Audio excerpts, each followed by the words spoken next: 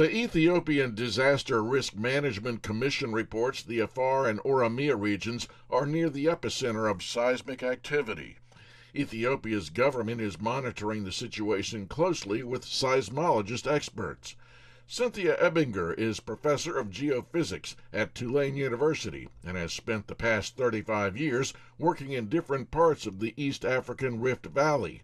In an interview with VOA's Yeheyes Wuhib, she says there are concerns about the integrity of the dams in Ethiopia as they are near active fault lines. In general, those dams are maybe not filled as high as they originally were planned as information became more available. And I know in the past that there have been some problems building dams in the rift.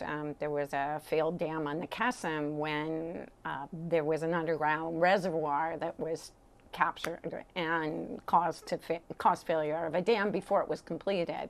So evacuating people from the downstream areas from the dams is a very important measure, because the shaking of these earthen dams can lead to cracks and may potentially a failure that could cause big harm. Ebinger says along with local experts and European scientist evaluations, the U.S. Geological Survey is assisting the Early Warning Observatory in Addis Ababa.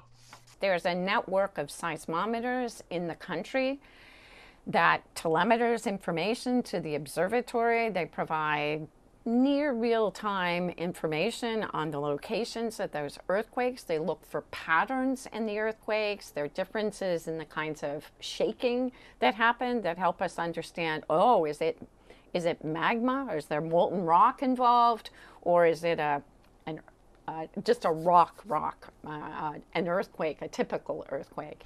Ebinger says as experts evaluate the volcanic and seismic activity, the remote areas of these earthly disturbances highlights the need for more instrumentation.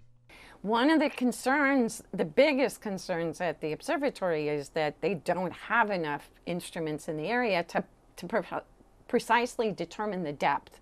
And depth becomes important if hot material's rising upward. We want to track it over time. And without more instruments in this very active area, they can only do a kind of imprecise job. Ebinger says without more evaluation instruments, it can be like surgeons trying to operate with mittens on their hands. Philip Alexiou, VOA News.